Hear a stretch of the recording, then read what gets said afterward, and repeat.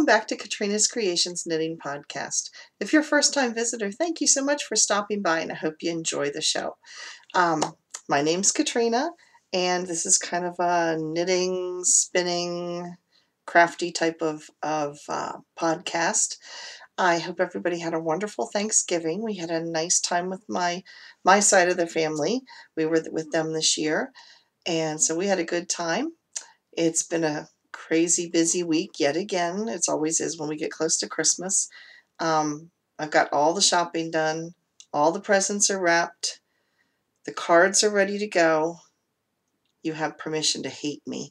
But anyway, I like getting it all done. I like rushing around getting it all done like right after Thanksgiving so that I can actually enjoy the holidays and not be totally frazzled. My husband and I we shop a year in advance for our Christmas stuff for our kids. If you've watched my other podcasts, we have 10 going on 11 grandchildren. And we have, of course, our 2 children and their spouses and our parents. And then we do a relative exchange. We don't exchange the relatives. We exchange presents with the relatives. And then I end up buying for my brother's grandchildren, and he and his wife buy for my grandchildren, and then my sister-in-law on the other side of the family does the same thing, and we do. It's totally out of hand, I know, but anyway, it's a lot of fun, but it also could be kind of expensive, so my husband and I, for several years now, go the day after Christmas with a big list with everybody's name. For our immediate family, the grandkids and our children, we get 3 gifts each, and we go to some place that's having a really good sale, and we figure out the ages of everybody a year ahead of time, and we actually buy all the presents, or at least most of them, put them in bags, and then try to hope we remember where we put them for the next year, along with the list of who gets what. Otherwise, we totally forget, and then it's total chaos trying to figure out what present was meant for what person, so it can be a little crazy. But anyway, it's a lot of fun, and most of it is done at this point, and can sit back and enjoy and just make the cookies and that type of thing. So, I mean, when I hate wrapping presents. I really hate wrapping presents, and I'm not good at it. So it's like every time I had them sitting in my kitchen, on my kitchen table, and like every time I go in to cook things while I was waiting things like water to boil and stuff, I'd start wrapping presents. And so that's how I got everything done ahead of time. But when my kids were little, my mother found these like giant sized Ziploc bags. I mean, they were big. Like some of them were 2 feet by 2 feet with like your Ziploc tops on them, but they looked like Christmas wrapping on the outside. And she wrote everybody's name on it. She put their present in, Ziploc it shut, and then hand them the present. And then after we all opened them, she asked for the bags back. And we reused those bags for I don't know how many years till they finally fell apart. And I remember thinking at the time, Mom, that's cheating. You're not wrapping. That's cheating. Now that I'm a grandmother, I totally get it. Mom was right. Mom knows best. And if I could find those plastic bags, I'd be on them in a heartbeat. But no, my husband's family was the exact opposite. His grandmother liked to wrap presents. My father-in-law likes to wrap presents. And my husband's grandmother was so good at wrapping presents that you knew what you were getting before you even opened it. But of course, she gave you useful items. We got things like paper towels and toilet paper and boxes of soap, and they always got used, but my brother-in-law and I were really mean. We would like shake the thing that we know is like toilet paper and go, what do you think it is? What do you think it is? And yeah, that was mean, but we had fun. So, but anyway, on with our show. We'll get started now. And I will show you, I've been monogamously knitting the same thing. If you've been watching, that I thought I had like a couple of months to do a baby blanket, and then I found out that there's a baby shower. I've got 1 week to finish. I found out 2 weeks before I had to have this ready.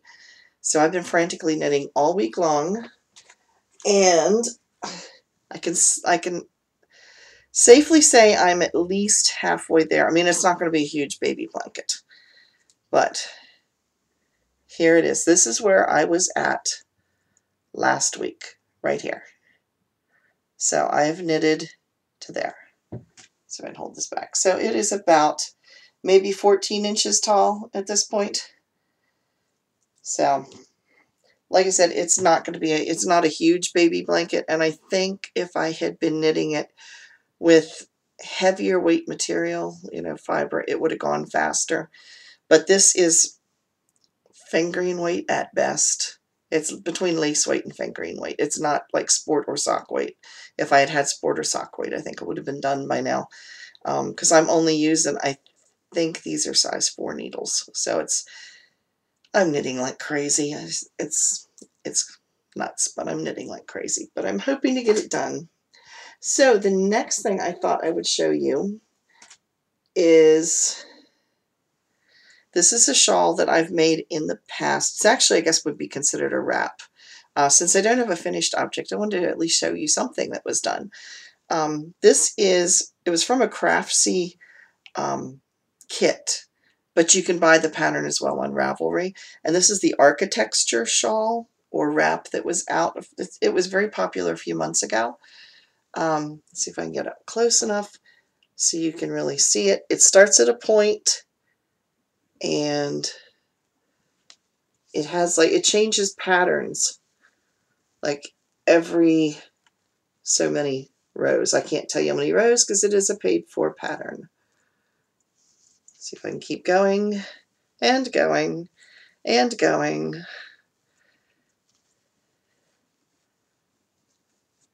And there's the other end. Now it comes in 3 sizes. I knit the medium size because I probably would have had enough yarn to knit the large size, but I didn't want to play yarn chicken. But even so, this is a good 6 to 7 feet. I mean, it'll go around me. It's pretty good sized. So this is the medium. Like I said, I had a little bit of yarn left. I probably could have gone with the larger size, but didn't want to take any chances. This was done in the color, one of the colors that the kit offered. It is a merino. It's really soft and squishy. And I think this color was oatmeal or oatmeal heather oatmeal. It was something like that. But it's tan. I mean, it's tan. So, but it is nice, and it blocked out really nice. It almost reminds me of like if you were knitting a sampler, because like I said, the stitches change. There's like 3 or 4 different patterns, and every so many rows the pattern changes.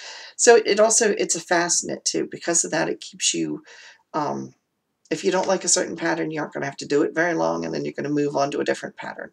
So it's a lot of fun, and I think it was done with like size 4 needles, something like that. And the weight of the yarn, again, is like a fingering weight. It's what came with the kit.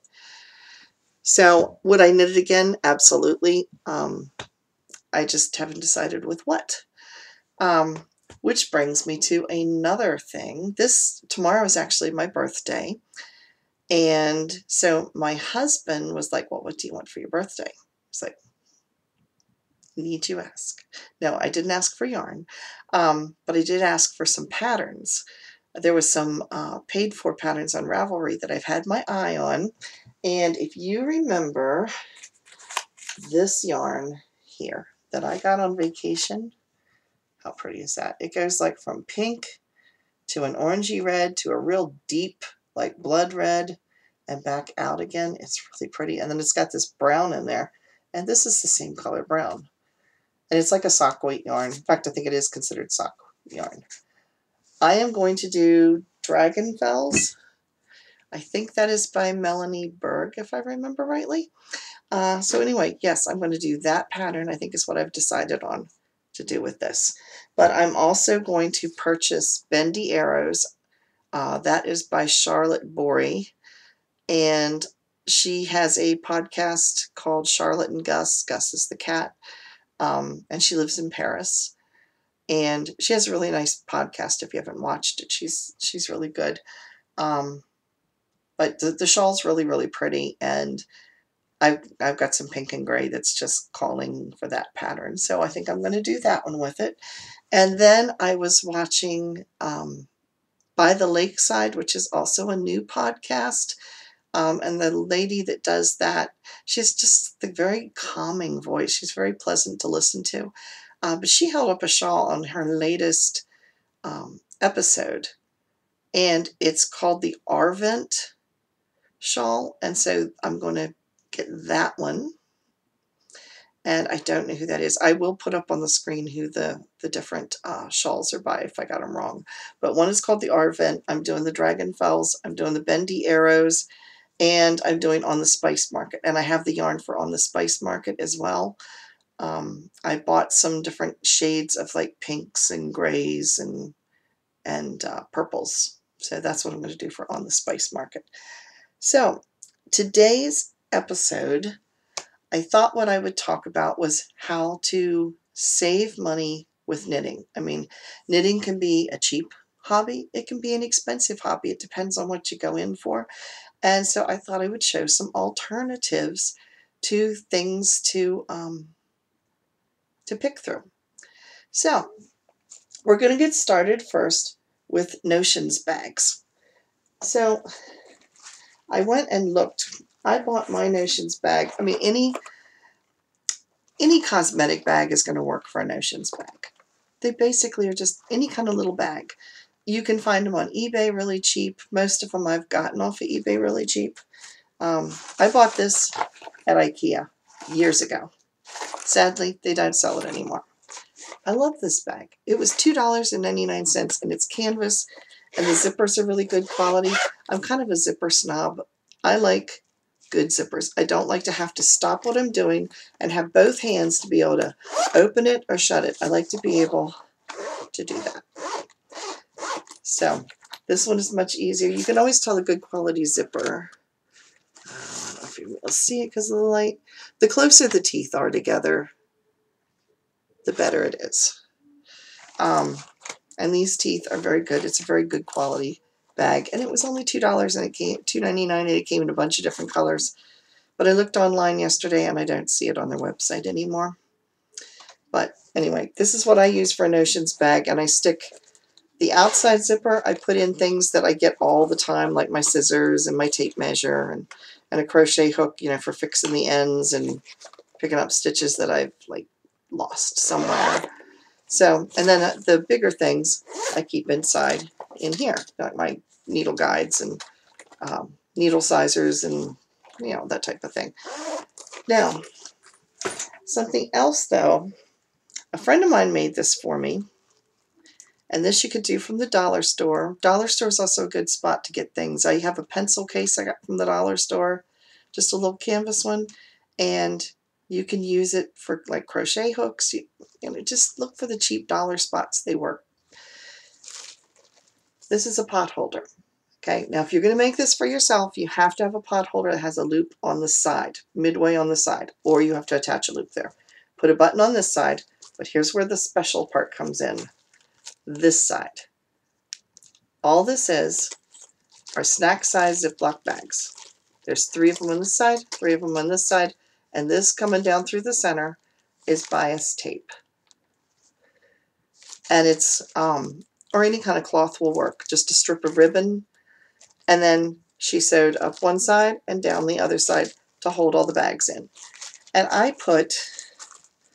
have my stitch markers in here, different size stitch markers. I have my hooks for my cables. You know, all of my different knitting notions go in here that I don't want to get lost. And then it folds up and just, it's about the size of a small wallet. And it holds everything. And you can get all of this stuff at the dollar store. So for about $2 you could make one of these. You know, you can't beat that. Using this idea, I actually made a circular knitting case by using the same idea. This started out as a Bible cover, and then I decided I didn't like all the lacy stuff. But anyway, it's got a zipper that I put in here just for holding different things. This just ties shut, and this I used full-sized Ziploc bags. Laid them down on the sides and put tape. This is just ribbon down through the middle. And then I sewed up one side and down the other. And then I put little labels right here with my stitch or the needle size, and they just fit in the plastic bags. Now, I know the plastic bags aren't going to hold up forever, but I've actually been using this for a couple of years now, and it seems to be working well. So that is a thought, and it didn't cost me anything other than the bags. This I had as a scraps. It was in my fabric pile. But it's easy enough. You could use a placemat from the dollar store again for this part, and then just attach ribbons or something to hold it shut. So it's a cheap idea for a needle holder. Something else I used for a needle holder, and this is going to sound absolutely crazy, but it worked until I got too many circular needles. I don't know if you can guess what this is. It has two straps right here. Yes, it is your visor thing that holds CDs. I wrote along the sides over in here. Yeah, right here. I wrote the stitch size, or the needle sizes. And then these are the pockets where the CDs would go in. So I just simply slid my circular needles in here. I would wrap them and then just tuck them down in the little pockets. And then it would hold them shut. And this worked for quite a few years until I had too many needles to fit in there, and then it was kind of bulging out. But until then, it worked really well. Stitch markers themselves, stitch markers are pretty cheap. I mean, I think I sell mine on my Etsy shop for about $6, and you get like a set of 6.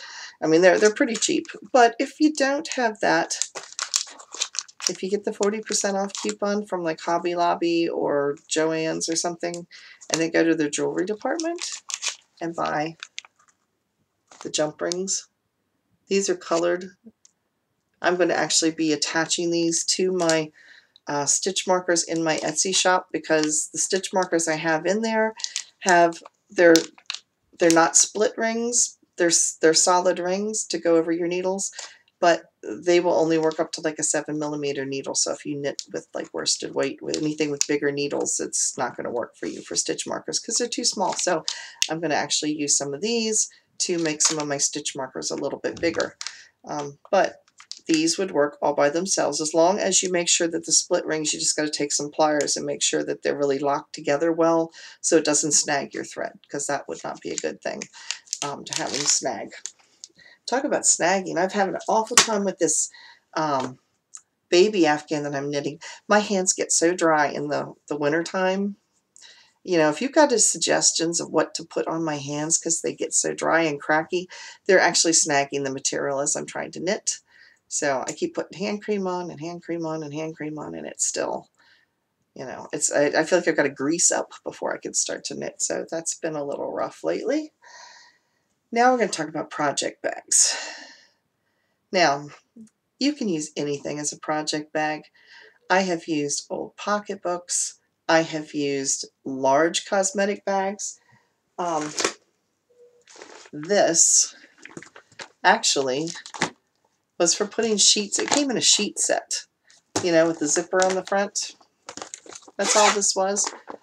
But it would make a great project bag, because you take all this out of it and you can see inside what you've got. In fact, this one even has a little label. I could pull this out and put my pattern in the little pocket. And it has a zipper on it. It works fine. And it also works if you're into using packing cubes. This works as a packing cube without having to go out and buy one of those expensive ones if you're one of the organizy type of people that likes your suitcase put together just so. These work for that as well. And it's got wire on the edges, which helps it hold shape, so it makes it nice. This, you know, this size project bag works great. This actually came, I don't understand this. I bought, let me lean over and grab this. I would have to put it the furthest away from me. I bought this on eBay. It's a clear pocketbook. Why would anybody carry a clear pocketbook? It's just like screaming out, "Here's my wallet, take it, please." So then they give you this to go with it. So you can put all of your valuables in one bag, drop it in here, and then the thief can just see what he's going after and just grab the whole thing and get it all at once. I don't know what they were thinking. But anyway, I saw it and thought it was cute. I thought, knitting bag. So that's what it is. It's a knitting bag. And I have my project bag. And I don't care if I want people to see what I've got in there that I'm working on with knitting. So I don't mind that it's see-through, but I would not use it for a pocketbook. But I liked the purple because you know me and purple. It's one of my favorite things lately. So that was one of my project bags. This is something else that Ikea had, just like the other bag that I was telling you I use for my notions that I like. They had these. It was the same deal, and again, these are not being sold anymore. Ikea, if you're listening, we want them back. These were great. They came in a bunch of different colors. Again, they had a nice zipper. They had an outside pocket right here. And then inside, this was the part I liked the best. Yes, it has wire that runs all the way around the edges here. So when you propped it open, this was a cosmetic bag. When you propped it open, it stays open. Had a zipper pocket inside here, and it has a flat pocket on the other side. They work great for project bags. I actually used them for pocketbooks. That's why this one has this ribbon across it. I had handles on it. I had 3 of them. I had one in black, one in white, and one in pink. And yeah, I used them for pocketbooks, but they make great project bags, and they're just the right size. They will hold about a skein or 2 of yarn. So they are nice for that. But sadly, they don't make them anymore. But I don't know if you can find them someplace else or not, but they were very good quality. Other options to use. This is a 31 bag. This one I tuck a lot of times when I go to my knitting night. Everything I'm knitting that night goes in here, and it's got enough of the pockets on the side for me to take water and throw my phone in, and my keys in the other side, and my knitting down in here. And I don't even have to take a pocketbook that way. I've got my wallet and everything right with me. So, yeah, I like these. Like I said, that's 31, but you can find other companies that sell similar objects that will work just pretty much the same, or just an old pocketbook. Any kind of old tote will do the job. You can also do, and these are really popular right now. This was given to me at work. Well, I can't put it the right direction because you'll see where I work. Anyway, this was given to me at work. It's a drawstring bag. It has these grommets here because initially it had straps. It was one of those backpacks that you could wear that's a drawstring. You see them all over the place. You see kids carrying them back and forth to school. It's a great large project bag. I mean, it's huge. I could carry a blanket in here. I mean, it's gigantic. Oh, yeah, it's gigantic. You didn't see that.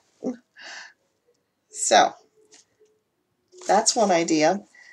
And here's another drawstring bag. And again, this came from, I believe it was a sheet set. I think that's where it came. I don't even remember anymore. It's just a simple drawstring bag. But I could fit a lot in this. And it's just like papery cloth. I don't even know what this type of stuff is. It's supposed to be like a woven stuff. It's supposed to be pretty strong. It's nothing pretty, but it'll do the job. So, and again, check the dollar store. They probably have something like this. They also have mesh laundry bags that will also work as project bags. So those are options that are good. And let's see. If you really want to get expensive, now I didn't buy this. My mother bought this for me one year. Takes a while to heft it up.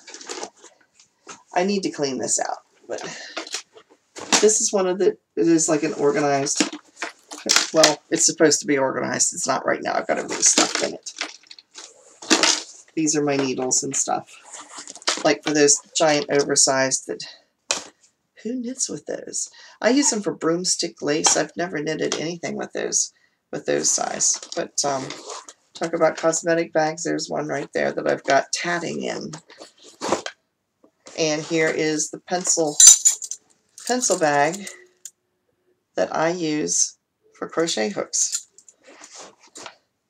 So, I mean, they do make organized special needle holders. These are for the tall ones. I've seriously considered getting rid of all my straight needles.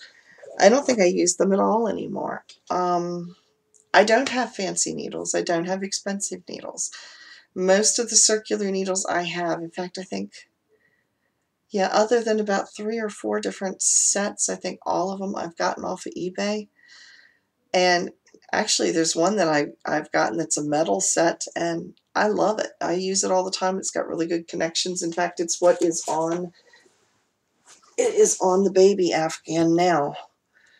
And I think this set, I couldn't even begin to pronounce what the set is, but if you go online and look, I can't even think what the picture looks like anymore, but it comes from China.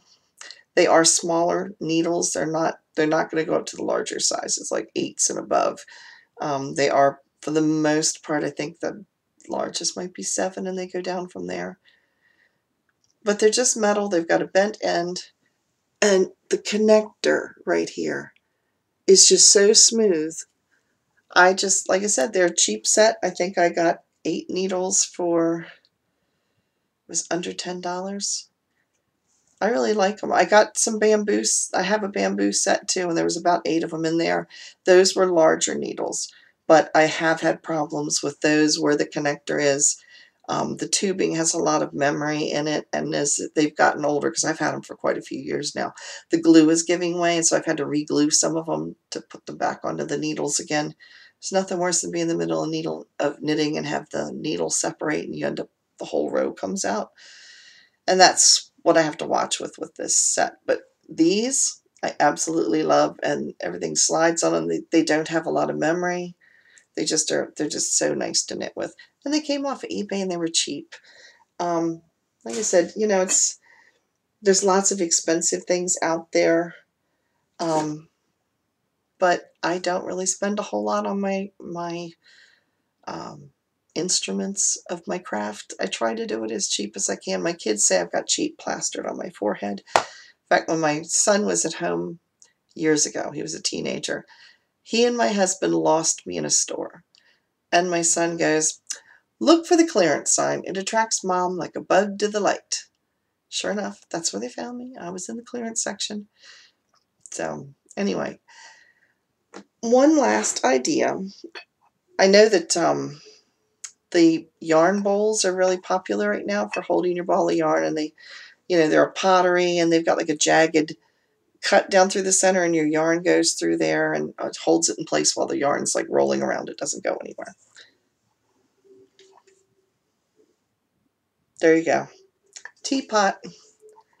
And it looks really cute. Got my yarn in there, and the yarn is coming out the spout. If it is a used teapot, make sure you really clean the spout good, because if you've got tannic acid from the tea, it will get on your yarn, and that would not be a good thing. I've never used this one, I don't think. But yeah, it works great, and it pulls out. For traveling, I actually use a large, and you're going to laugh on this one, a large margarine tub.